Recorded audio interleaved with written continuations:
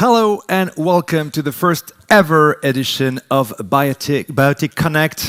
Thank you for joining us wherever you are. My name is Benjamin Dier, I'm your host, and we are coming to you live from the Le Safre headquarters in northern France. This live event is an initiative from Gnosis by Le Safre, a leader in human health and well-being, powered by Le Safre's expertise in yeast production and fermentation.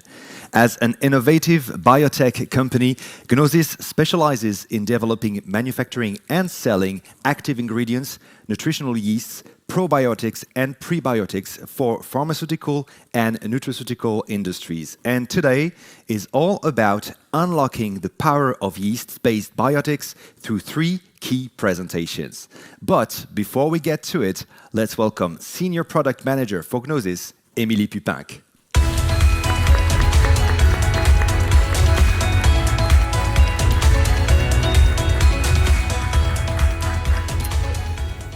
Émilie, welcome to this set. This is the first edition of Biotic Connect. Why is it important for Gnosis by Le Safre to communicate on that topic? Welcome to the first edition of the Biotic Days. Here we are at Le Safre campus. It's a place full of innovation when we explore the fascinating world of microorganisms. And for Gnosis by Le Safre, it's really important to raise awareness about the power of probiotic, and especially probiotic yeast, and because it's at the heart of our mission and our expertise. Why now? Why is this the good time to talk about it? Because things are changing, consumers are evolving, they are now aware about the power of their gut health for global human health, and they are looking also for natural, sustainable, and efficient solutions. And we want to explain that probiotic yeast can be really a support for them. Great. I mentioned that this is the first ever edition of this event. Yeah. What's your ambition with this live event? Our ambition is really to shine a light on probiotic yeast, how they work, what is the mechanism of action behind, and why they are really unique. And we really want to demonstrate that Saccharomyces cerevisiae, like Boulardii, but also Ipium, Quadriflora, can really have a strong support for human health. Well, thank you very much, Émilie, for this introduction. Let's dive into the first segment of this live event and welcome our first guest speaker from Fermentation to Function, coming up next.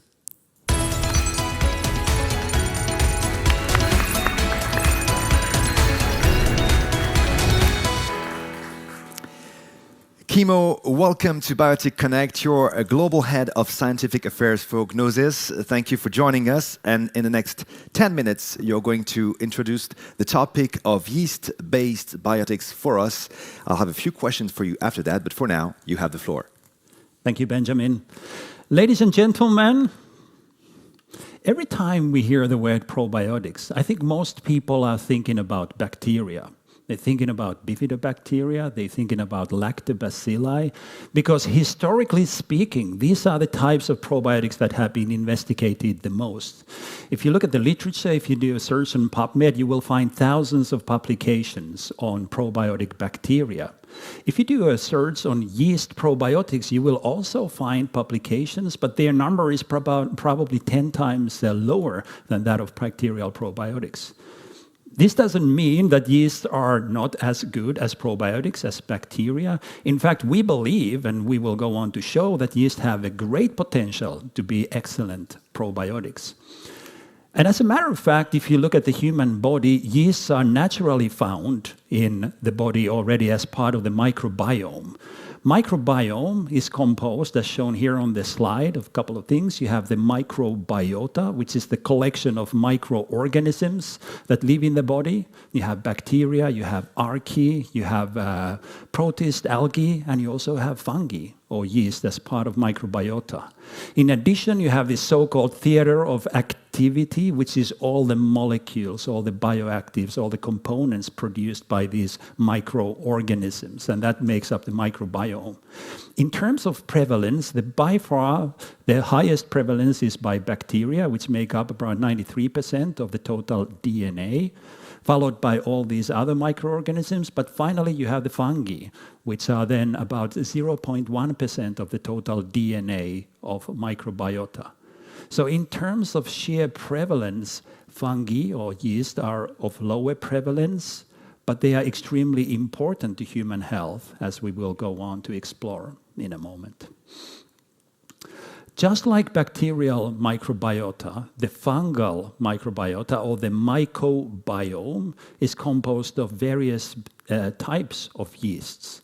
In the gut, the most prevalent yeast is Saccharomyces, the baker's yeast that we are all probably familiar with, followed by Malassezia, which is a yeast that grows on the skin of all of us.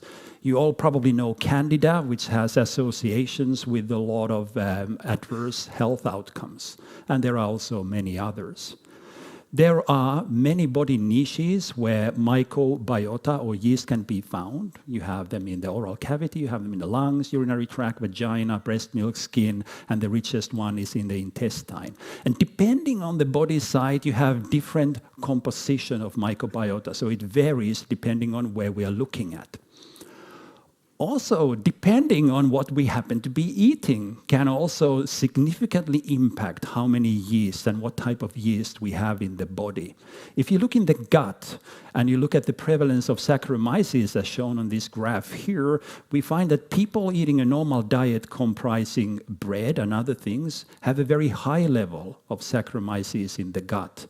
But if you then stop eating bread for a couple of days, like here on the graph on days 7 and 8, the amount of Saccharomyces in the gut drops rather sharply. If you then start to eat bread again, you just take one bite of bread on day 9, the level goes up again, then you stop eating bread, it goes down, and so it fluctuates. Similarly, other things as shown on the table on the right here, other dietary components, also bacterial metabolites can influence what type of yeast you have in the body. So it fluctuates, and there's even a discussion whether these are transient colonizers of the gut or whether they are permanent colonizers of the gut. But regardless of whether they are transients or permanent colonizers of the gut, we are starting to build a very detailed picture of the interactions of how yeast interact with the rest of the microbiota, how they interact with the bacteria and also other types of yeast. And what's emerging is that you have yeast that you could broadly categorize into beneficial yeast, such as Saccharomyces cerevisiae and Saccharomyces boulardii, shown here on the right, and then the not so nice yeast like Candida species. We know from experimental models that Saccharomyces can counteract many pathogenic microorganisms like Salmonella, C. difficile, and Helicobacter. And on the other side, Candida tends to have the opposite effect, even promoting pathogenic microorganisms.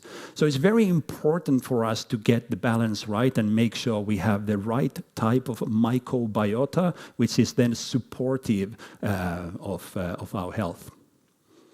And indeed, if we look at various disease conditions, just as is true for bacterial microbiota, we also see many diseases associated with changes in the microbiota or the yeast biota.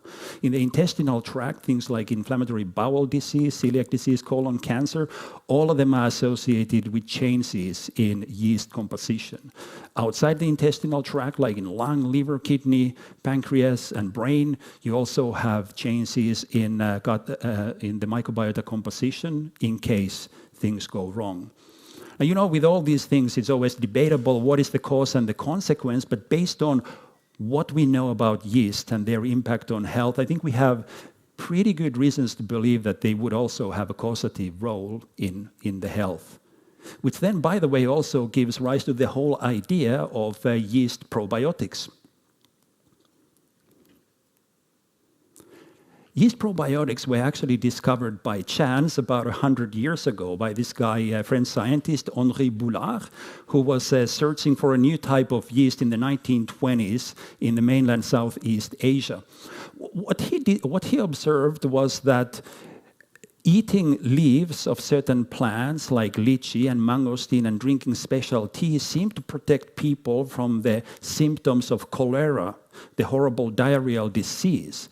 And what he went on to realize is that this protective effect was due to a yeast that was growing on the surfaces of these plants, which he then went on to call after himself. Since he's a humble guy, he called it Saccharomyces cerevisiae boulardii, which is now quite well known for its protective effects against various infections.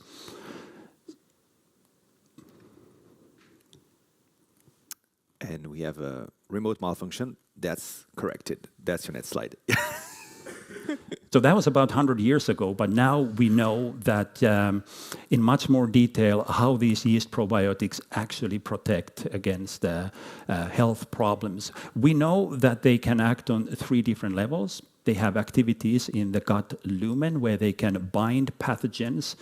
They're very good at doing that. Yeast cells are about 10 times bigger than bacteria, and they're very good at mopping bacteria onto their surfaces and also forming these auto-aggregates with the other yeasts and also other bacteria and washing away unwanted things.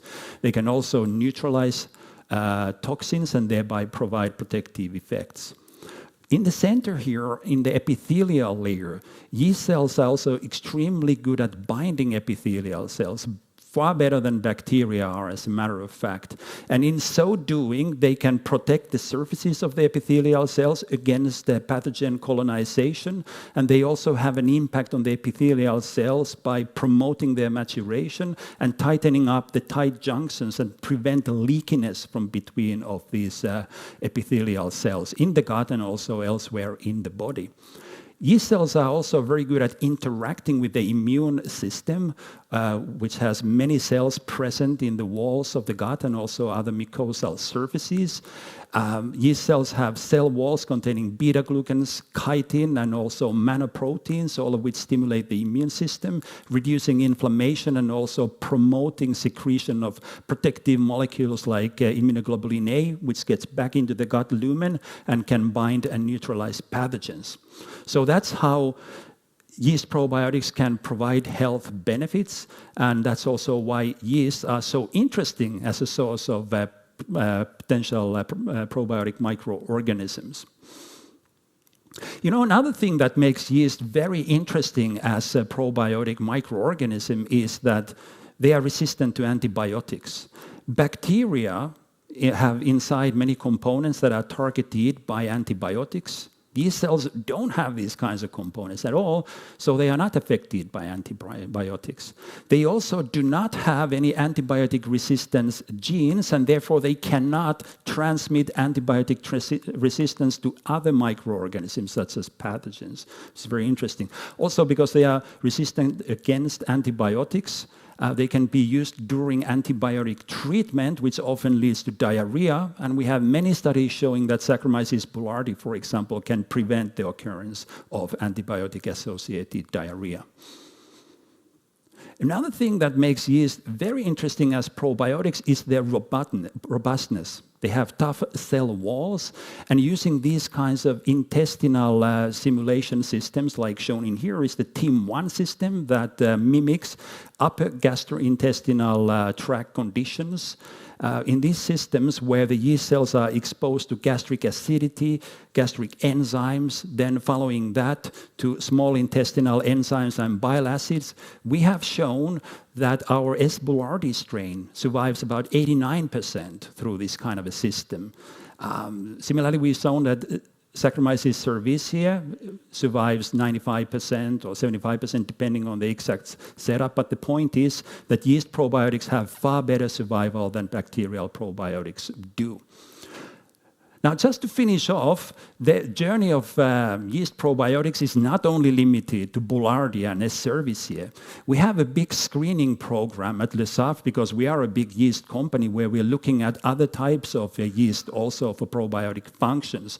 And we looked at many different non-Saccharomyces yeast strains, and we found about 60 of them, which based on many screening characteristics shown here on the right, show very promising probiotic potential. So maybe in the next few years to come, this could be a new wave of innovative yeast probiotics that we'll be working on.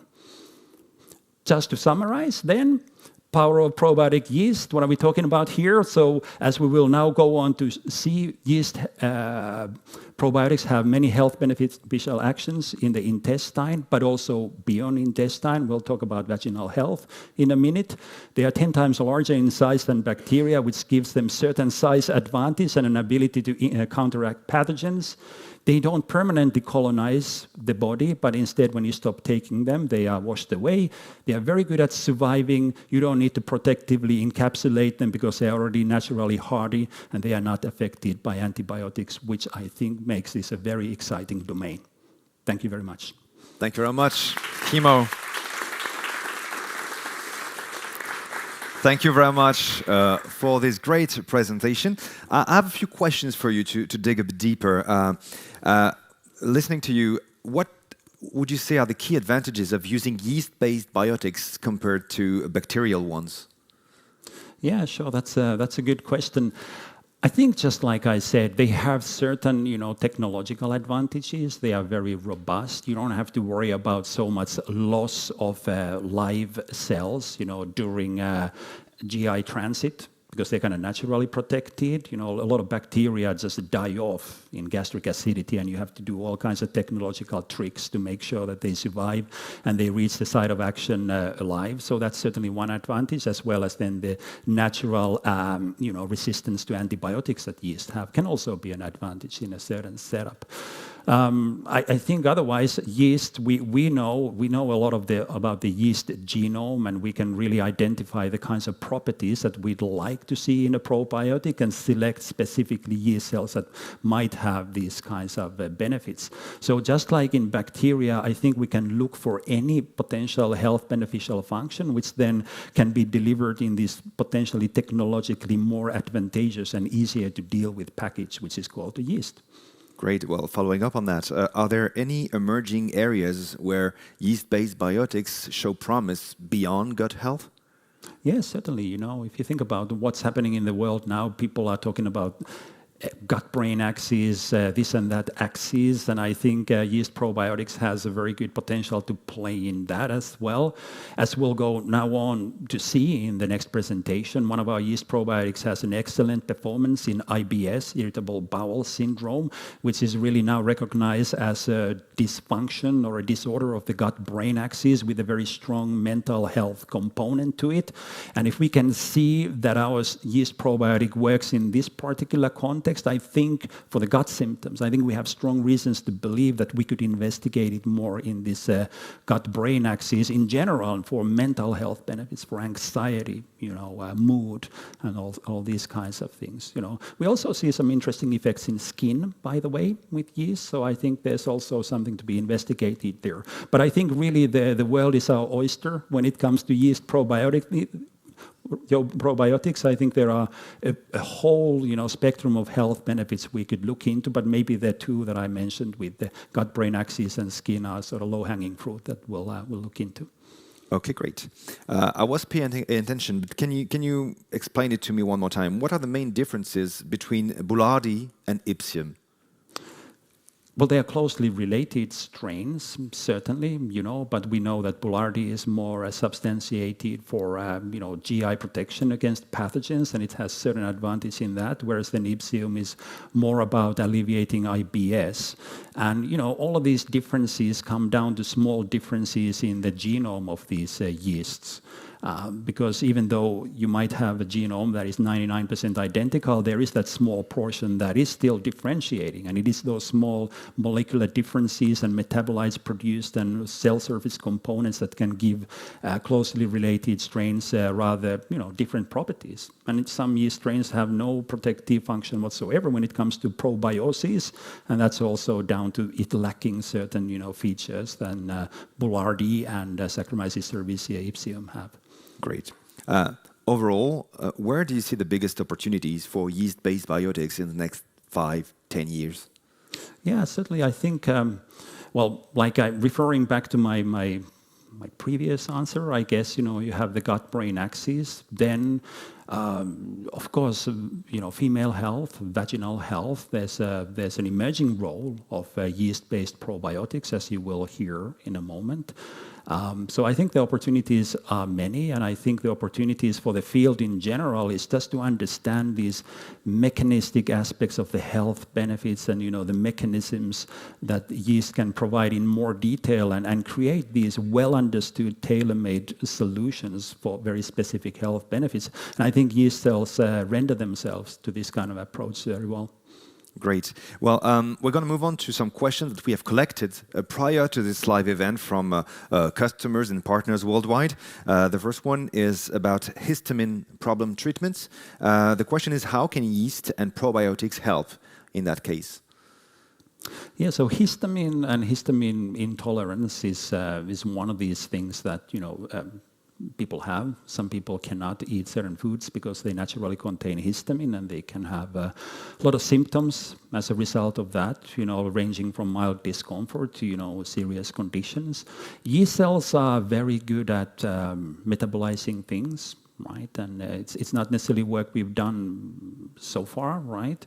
But you could select yeast cells that are able to degrade histamine found in dietary sources. You could select that based on genomic screenings, and you could test if it could help in model systems, and then finally in humans. So I see that as a potential avenue, so specifically targeting histamine in this case. But similarly, you could envisage making yeast probiotics targeting other types of dietary intolerances. Good.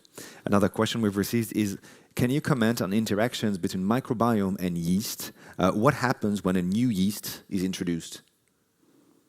Well, that's of course something that we've been studying quite a lot already. We've been doing modeling systems. You have the SHIME system, for example, where you mimic the gut microbiota of a human being using real human donors, and we do know that putting in yeasts can influence microbiota, right? Of course, all these ecosystems are extremely competitive, and yeast also has to compete against bacteria. But if you monitor the microbiota composition in general, we do see some beneficial changes that can be, globally speaking, associated with the health benefits. Well, great. Well, that's all the time we have, I'm afraid. Thank you very much, Kimmo, for this presentation, answering these questions. That wraps up the first segment of this live event. We're going to move on and see how Gnosis by Le Safre takes the power of yeast-based biotics beyond labs and studies, from labs to real life. That's our second chapter.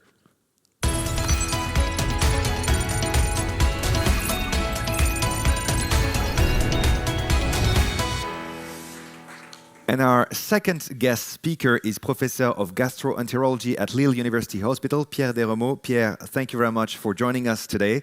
You are also the president of the European Public Foundation Digest Science, dedicated to digestive diseases, INSERM Research Unit Director on Digestive Diseases, and a scientific consultant for Le Safre for 15 years. Thanks again for being here. Before you answer my questions and the questions from our viewers worldwide, we're going to focus on Saccharomyces cerevisiae I3856 and its application on your daily practice. Just notice that you can use our chat to ask your questions to Pierre, and we'll take a moment to answer them later on. So feel free to hit the chat to ask your question on that topic. But for now, Pierre, you have the floor. Okay, thank you. Good morning, everybody. So it's my pleasure to be with you this morning. I will try to present data obtained by the group Le Safre in the last 10 or 20 years. Le Safre group has performed preclinical studies and clinical studies with the ambition to better understand how yeast may restore dysbiosis in patients, and particularly in patients with IBS, but also to understand how yeast may interact with bacteria, with virus, and particularly with phages, for example.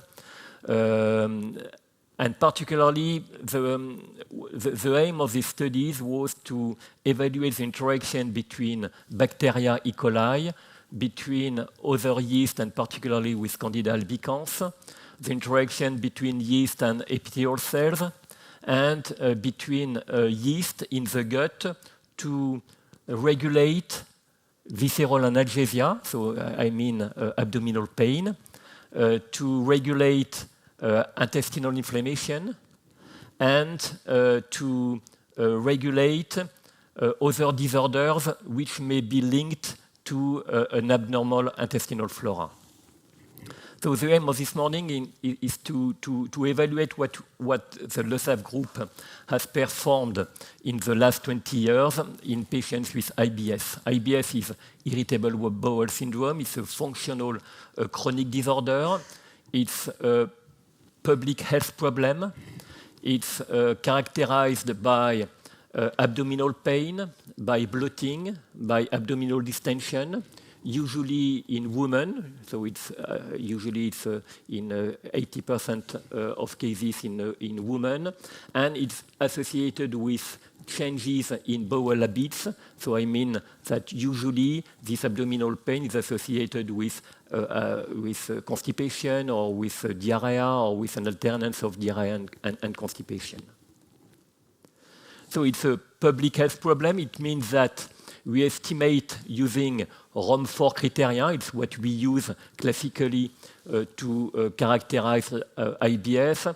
We estimate that the worldwide prevalence is about 5 to 10%.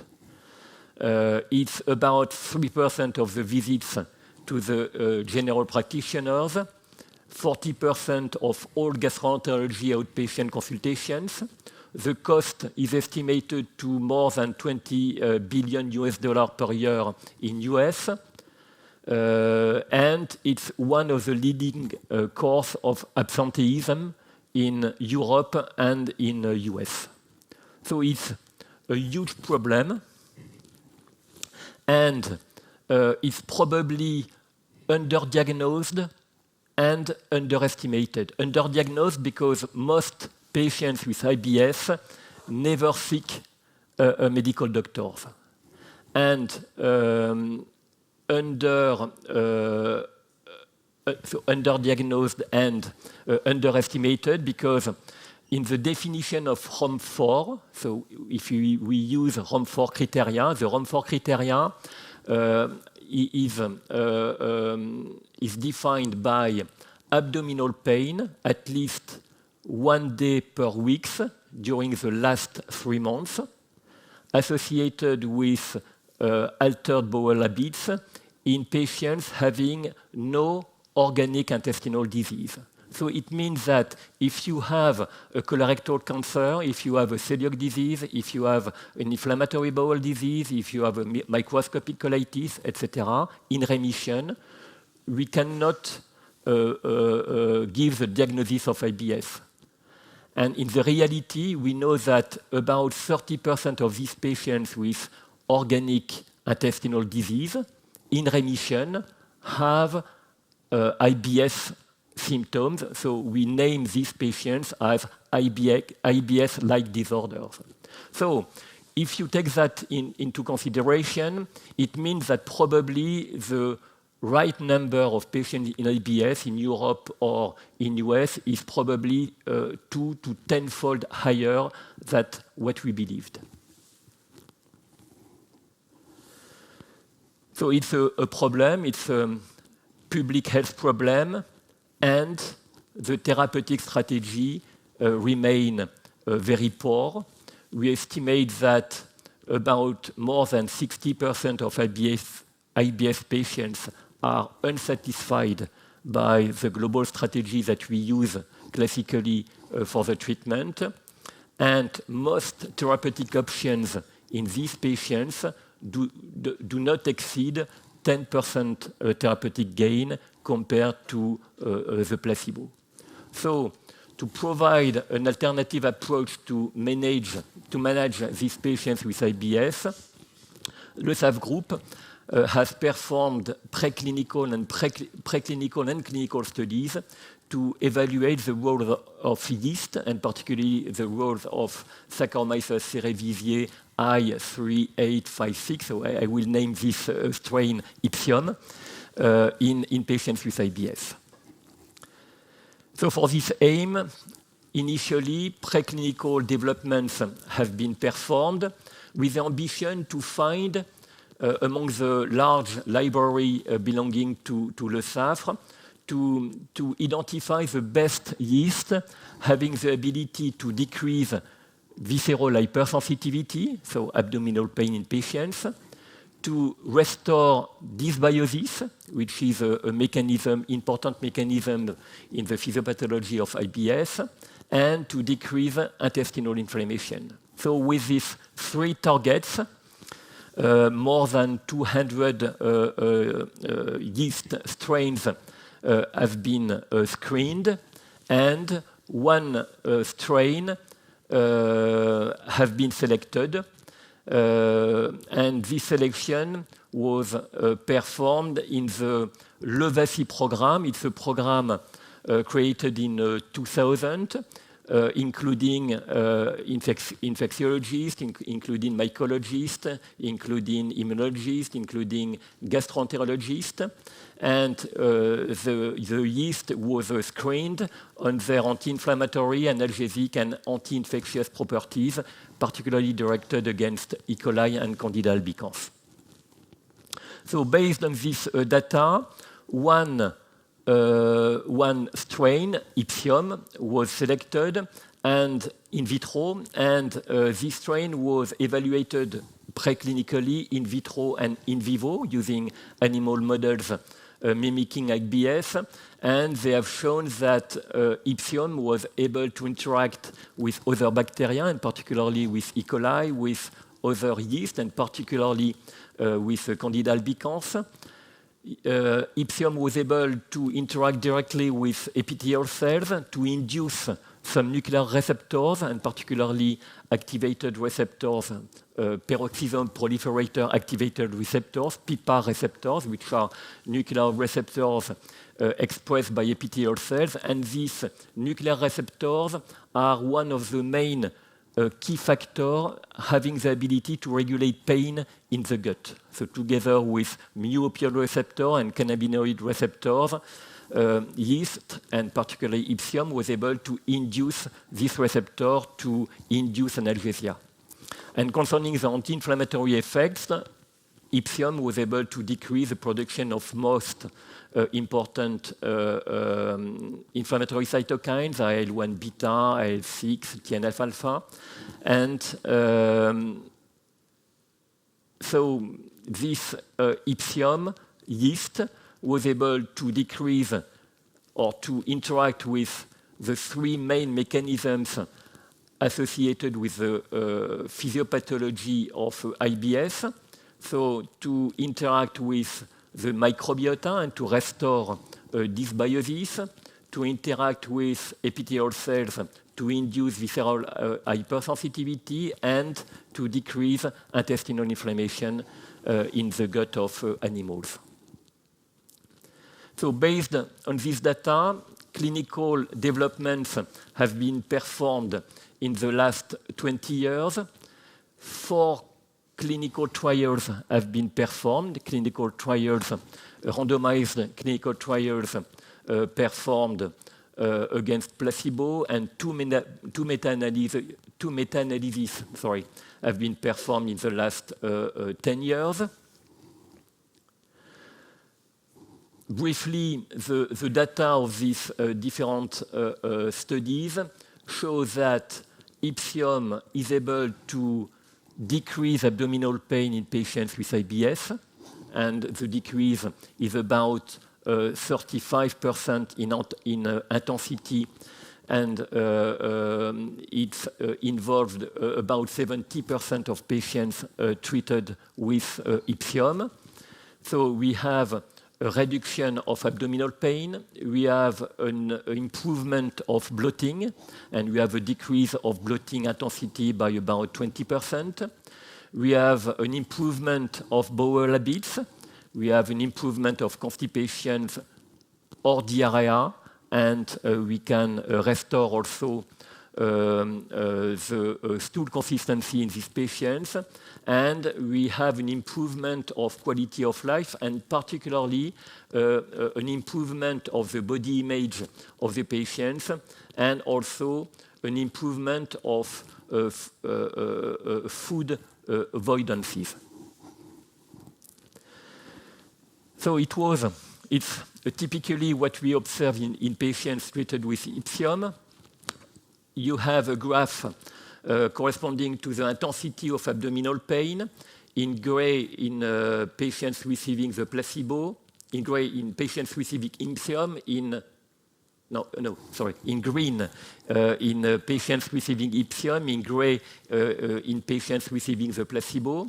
And at the end, after 2 months of treatment, we can observe that we have 63% of patients who are responding to Ipsium, with a decrease of at least 30% of abdominal pain intensity, compared to 47% in the placebo group. So this difference was significant.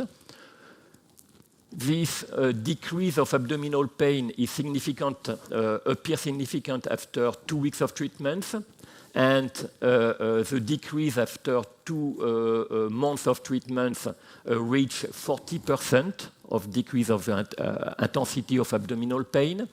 And when we stop the treatment at 8 weeks, you can see that we have an increase or normalization of abdominal pain. So it means that this analgesic effect is transitory and disappears about 1 week after the last administration of the product. Concerning bloating, again, you have in gray patients treated with Ipsium, in green, patients treated with Ipsium, and in gray patients receiving the placebo group. In the group of patients receiving Ipsium, we have a mean decrease of bloating intensity by 25%, and the difference of responding patients compared to the placebo was 15%. And this difference was significant. Concerning the normalization of bowel habits, you have an improvement both in patients with diarrhea in black in the upper part of the graph, and also in patients with constipation. So it means that we have a normalization of stool consistency. And considering the quality of life in the last studies performed in more than 450 patients, we have observed an improvement of quality of life, and particularly an improvement of body image and an improvement of food avoidance in patients receiving Ipsium compared to the placebo group. So this data has been published in different peer-reviewed journals with a high impact factor. The first one was in 2015, the last one in 2022. Now a new meta-analysis is performed, and the most important is now that the best evidences for a benefit of probiotics to improve abdominal pains are now attributed by international experts to Saccharomyces cerevisiae I3856, so to Ipsium. So according to the number of clinical trials carried out, the number of patients treated, the efficacy of the strain, the homogeneity of the results between the 4 clinical trials performed, at this time, Saccharomyces cerevisiae, so Ipsium, is the first probiotic to recommend for abdominal pain. Great. Well, thank you very much, Pierre, for this presentation. And if you don't mind, before we turn to the questions we've received through the chat, I'd like to ask you a few questions to know more about the way you use probiotics in your daily practice. So we talked a lot about irritable bowel syndrome, IBS. How do you first identify an IBS patient? Yes, so you know, I'm working in a university hospital. So if I want to include patients in clinical trials, I need to use the ROM4 criteria. But in fact, no medical doctors use this ROM4 criteria. And in practice, in my general practice, if you have a woman having abdominal pain, chronic bloating, chronic abdominal distension associated with diarrhea or constipation or an alternance of diarrhea and constipation without blood in stools, without intestinal inflammation, and we have now the calprotectin level which help to identify these patients. We classify these patients as IBS patients. And in your daily practice, how do you therapeutically manage IBS? Is there an example you could show us? Yes, yeah.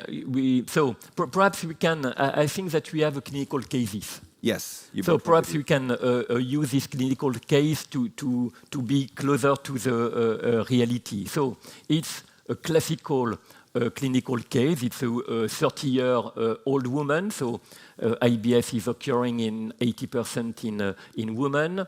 So this woman is coming at hospital. She had 6 to 8 times loose bowel movement per day, bloating and abdominal distension. Symptoms begin 4 years ago. Symptoms was influenced by food and stress. We can say that usually symptoms are occurring during the day and not the night. Usually they are influenced by food. The physical examination was normal. In these patients, we perform systematically blood tests to evaluate inflammation, to evaluate celiac serologies, to evaluate if patients may have a celiac disease, to evaluate thyroid function, to diagnose hypo or hyperthyroid disease. And we perform now a calprotectin level, which is a dosage very useful to identify patients with intestinal inflammation. So this patient is coming to hospital. She tried before antispasmodics, but it was ineffective. And in the literature, we can say that most antispasmodics are ineffective in IBS, and when it's effective, usually the therapeutic gain is about 10% over the placebo group. So it's very modest.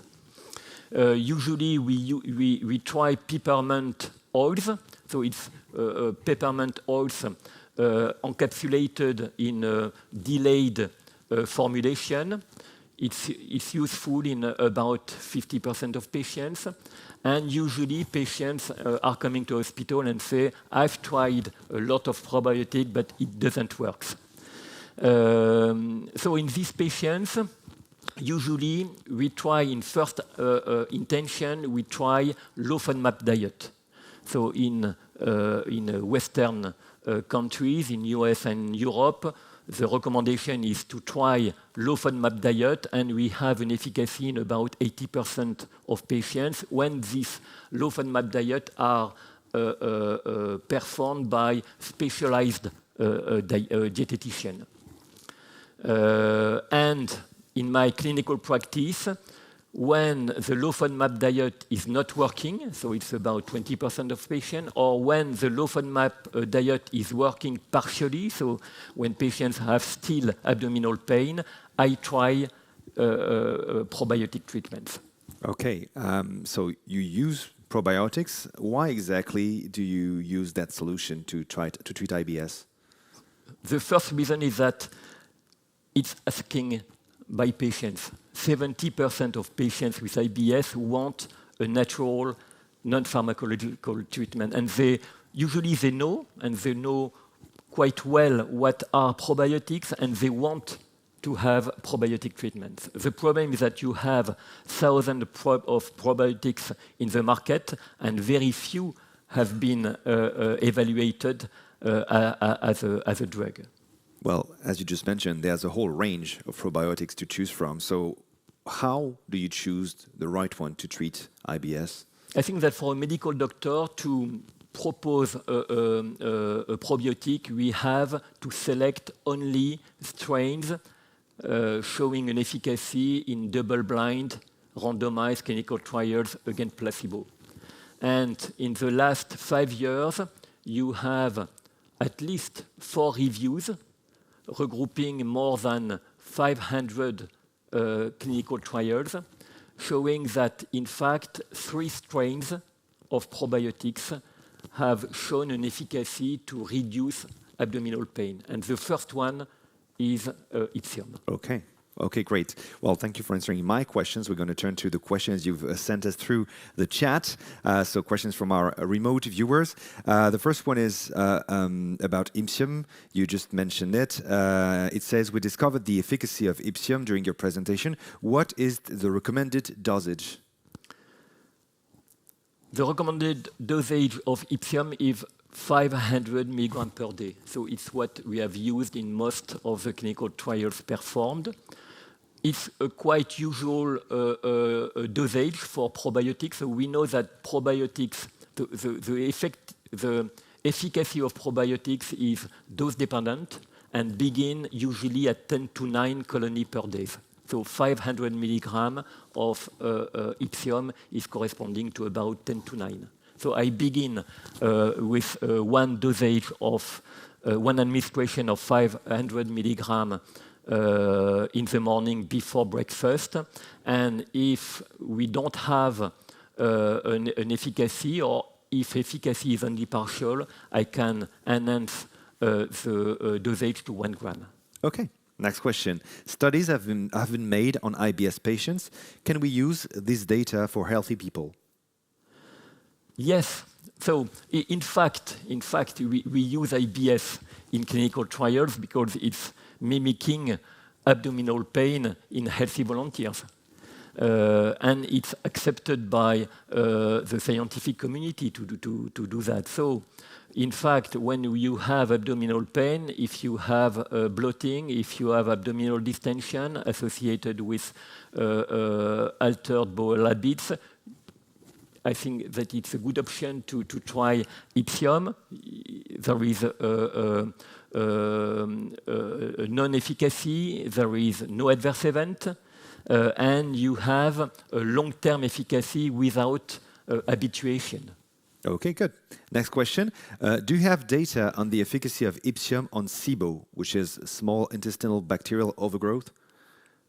To my knowledge, but you have perhaps you have new data about that. But to my knowledge, there is no data concerning the use of Ipsium in patients with SIBO.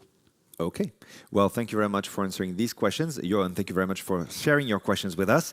Thank you, Pierre. And now let's turn to the final segment of our live event and move on to another application of yeast biotics from gut to women's health. That's our final chapter.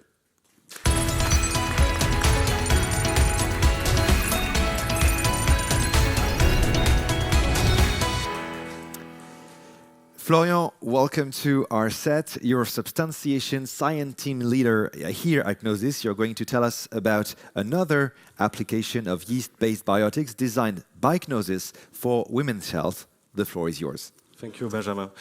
Hello, everyone, and welcome to this presentation on the benefit of probiotic yeast beyond gut health.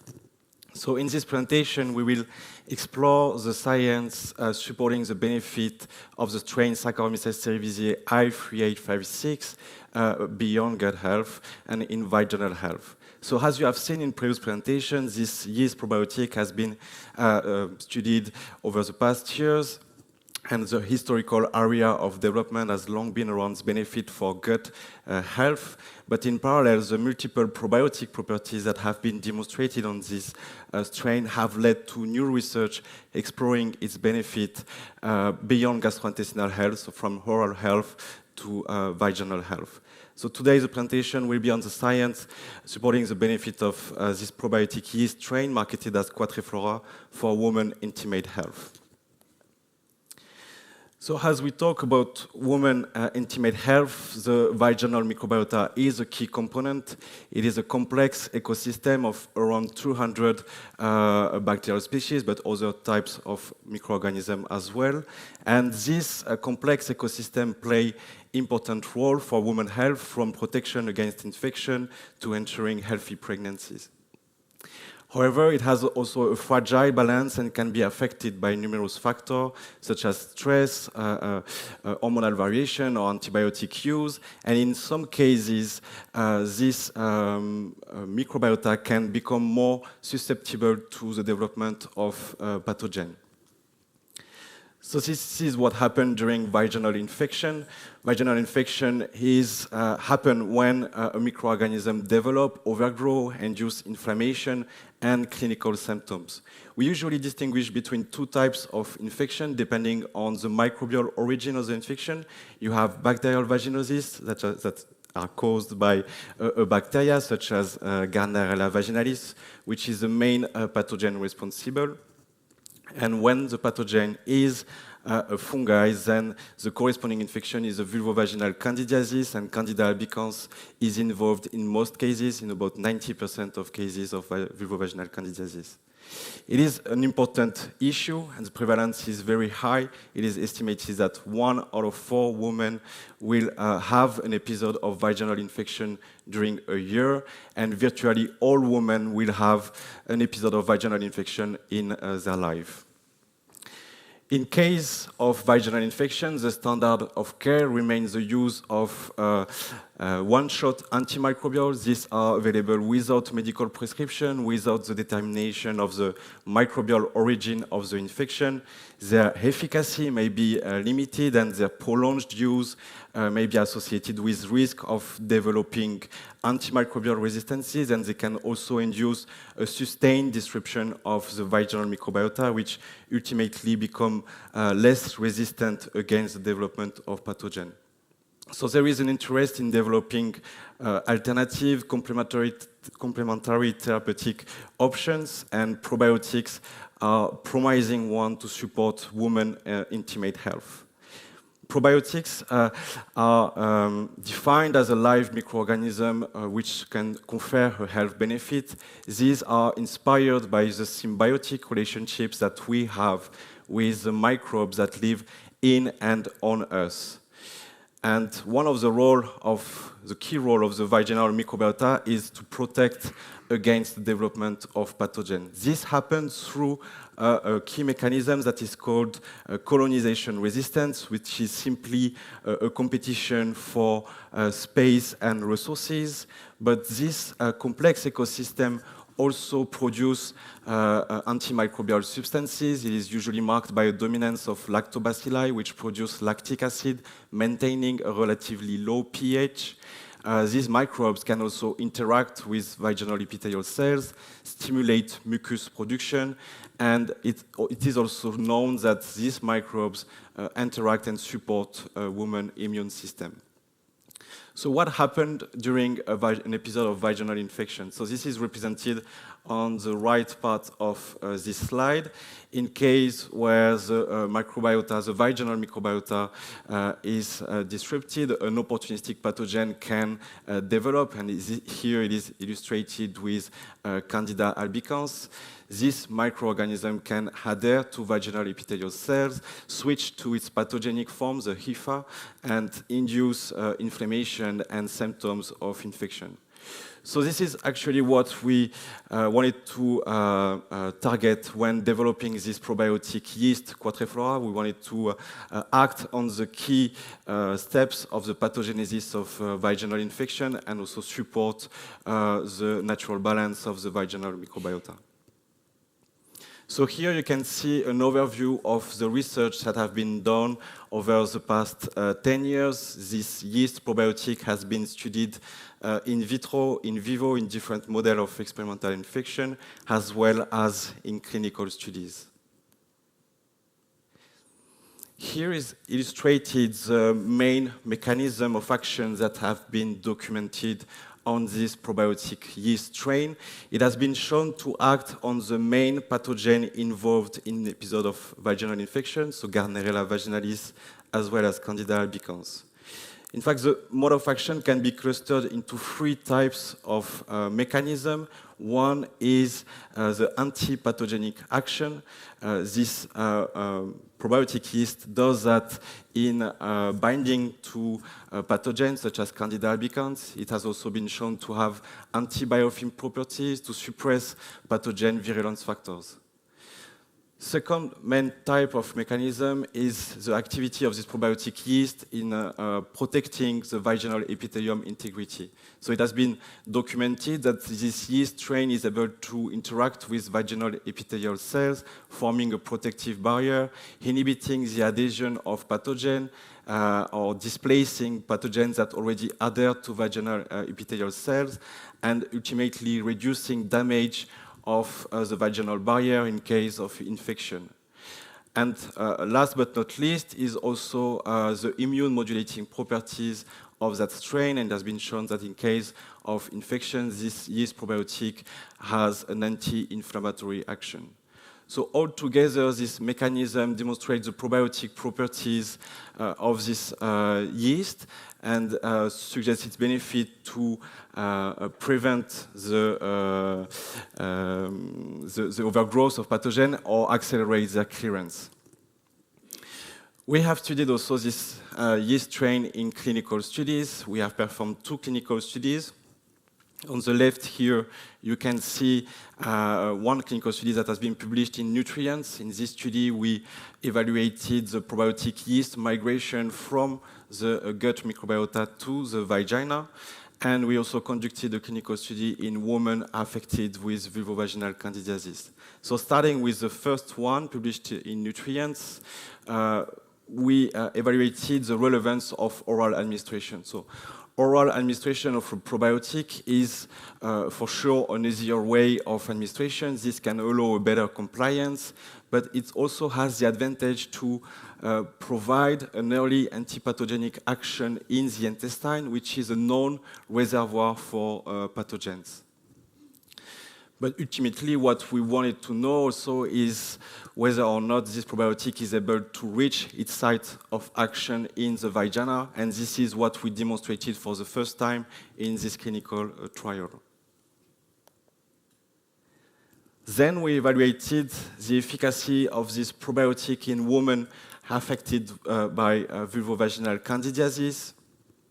We evaluated the efficacy of this probiotic as a companion treatment to standard antifungal treatment. So both women receiving Quattriflora or the placebo, they also received during the first week of the intervention an antifungal treatment. And then for the remaining 7 weeks of the study, they only continued probiotic supplementation or placebo. Here you see the evolution of the pathogen load in the vagina over the duration of the study. In pink, you see the evolution of CFU level of Candida in the vagina of women supplemented with Quattriflora, and in gray, you see the same information, but in women receiving the placebo. As expected, during the first week of the intervention, you see a significant decrease in the pathogen load in the vagina because all women received the conventional antifungal treatment. But what's interesting to observe is a significant decrease in the pathogen load in women receiving the probiotic yeast after 1 month and after 2 months of supplementation. And consistently, what we observed, and this is shown on the right part of the slide, is that a fewer percentage of women supplemented with the probiotic yeast had a new episode of vaginal infection over the 2 months of the study. So a few words in conclusion. Vaginal infection are a very important issue, very common issue. At Le SAF, we developed Quattriflora through 10 years of research and development. This has resulted in 6 publications, including 2 publication of clinical studies, and how this science provide compelling evidence of the efficacy of this probiotic yeast to support women's intimate health. In clinical studies, we have documented the migration of this yeast from the gut to the vaginal microbiota. We have shown its efficacy in the prevention and management of vaginal infection. It has been shown to act both in the gut and the vagina, and the mode of action are very well documented. As a reminder, it has been shown to have antipathogenic action, to protect vaginal epithelium integrity, and also to interact with women's immune system. Thank you. Thank you very much, Florian, for this presentation. And before we turn to the questions we've received through the chat, I got a few more questions for you about this product. You've talked about it, but according to you, what makes Quattriflora a unique solution for women's health? Well, I think this has been quite well described also in previous presentation. Probiotic yeast have many advantages. As a yeast, they are naturally more resistant against the different stress that the microorganisms have during the transit. These yeasts are also naturally resistant to antibiotics, and they can be used, therefore, during antibiotic therapy.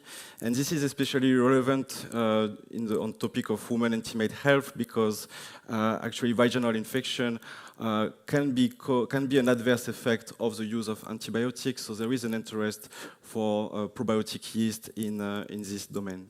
Okay. Are there any specific dosage recommendations when it comes to Quattriflora? Yeah, so this is actually based on the dosage that has been studied in clinical study, and in the case of Quattriflora, the dose is 2.5 billion CFU a day. Okay. What are the next steps for this product's development and promotion? Interesting question. So in this, on Quattriflora, we have documented the mode of action against two main pathogens involved, and we have also documented the efficacy in women affected with vulvovaginal candidiasis. So I think that one of the logical next steps could be to confirm the efficacy in a larger scale clinical trial involving women affected by vulvovaginal candidiasis, but also by bacterial vaginosis. Well, great, thank you. We're going to turn to the few questions we've received through our messages. The first one is, we talked about Ipsium earlier on with Pierre. Can we combine Ipsium with Quattriflora?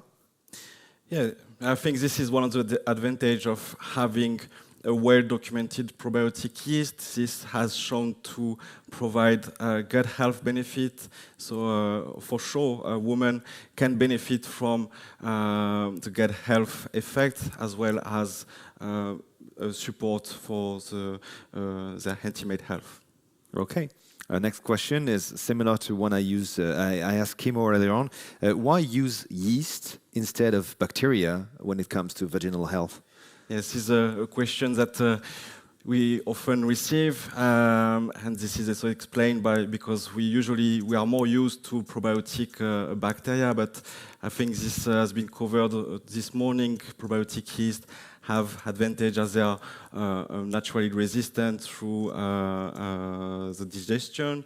They also can be used during antibiotic therapy, and ultimately they can provide also functions and benefits that are quite well documented for Ipsium and Quattriflora. Well, thank you very much, Florian, for your answers. We are reaching the end of this program, and I'm going to ask Emily to join me on stage to conclude this live event.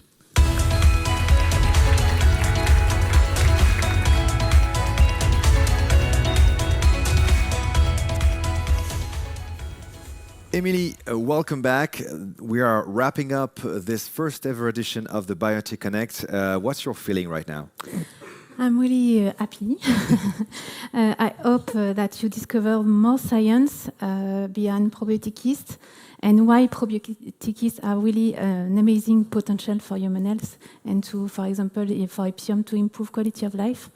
So that's why we work every day at Gnosis by Le Safre to really keep learning and understanding probiotic yeast and microorganisms. So I'm really happy for this event, and I hope that this event will inspire you from new ideas for the future of probiotic. Well, thank you very much, Thank you. Emily. Thank you. The replay of this program will be available later on today. So if you want to binge watch it over and over again or share it with some colleagues and friends, just log on to the Gnosis website. A big thank you to our guest speakers, Kimmo, Pierre, and Florian. Thank you, Emily, for being Et thank you, Benjamin. thank you for being behind this whole project. Thank you to Estelle, team, Freddy, Béchoy, Florimond, Max, and Maxime, who made it happen. Thanks a lot to our live audience member. You've been great. And thank you to you for joining us and tuning in from all over the world. This is just the beginning. See you soon with Gnosis by Le Savre.